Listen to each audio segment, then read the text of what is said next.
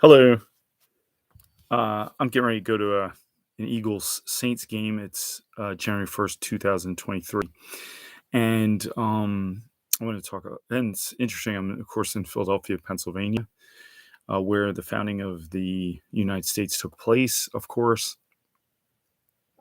I've been here my entire life. And I remember back in 1976, they had a huge bicentennial celebration. My dad had a boat. He drove it all the way from Maryland, Northeast Maryland to Philadelphia. And I remember my mom took us down to Independence Hall and we saw, uh, you know, all of the history and, if you go downtown, you can see where Ben Franklin's house was and everything. And it's, you know, in school, you're taught that it's the United States is the, um, the result of the Enlightenment, obviously, and that the sort of savage natives just had to be wiped out, and there was always an irony for me that they were talking about freedom, but then slavery persisted uh, until the 1860s, right? So it's kind of like ironic. So it was slavery for a few. Now that's not a controversial statement. That's what actually happened, right? Like there was the founding, and then oh, excuse me, got a lot of bright light. There was the founding, and then but then slavery persisted, and then black people still didn't get civil rights until the 1960s. So why did that happen? So there's new historians. I say new. I mean they're sort of this generation. One is Blumrosen. They're actually a married couple. It's on my title, but I don't have it. Well, let me see.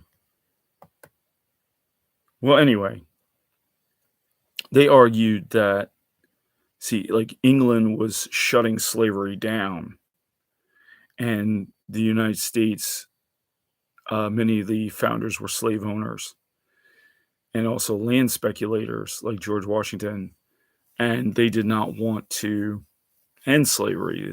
I mean, slavery was a very profitable endeavor, right? Like, and so they wanted to preserve slavery. Now it seems like a really radical thing to say, right? What a horrible thing to say. But guess what? That's what happened, isn't it? I mean, slavery was preserved. And we usually look at the Civil War as the war about slavery, or at least most people. But in fact, it looks like the Revolutionary War was about slavery as well, preserving it. And after all, it did continue for practically another 100 years. And slavery, like Edward Baptiste would argue, actually uh, built the country. So I say all that to say, check it out for yourself. Come to your own conclusions. I actually am just really starting to look into it, but it's a complete diversion from complete revision of what at least I was taught in school. I mean, it's the exact opposite. That it wasn't about liberty and pursuit of happiness. Because even if you believe that, like pursuit of happiness and liberty for who, right? White males, rich white males. That's not a racist comment. That's just what happened. The founders, George Washington, Thomas Jefferson, and the rest, they were rich white guys, right? And so that's pretty much all I have to say about it. I would highly recommend the books. The Counter Revolution. That's the one by Gerald Horne. And then there's another book. this guy just died. I think he was, like, in his late 50s. He was saying that, uh, a lot of Enlightenment ideas were taken from Native Americans. That's I can't even I'm so sorry because I don't see I have, like, books strewn all over the place around here. I forgot the name of the book, I forgot the name of the author, but it's a great book because he's kind of, like, looking back at the, Enlightenment and sort of looking at non-Western influences. This is kind of a short video. I'm going to the game.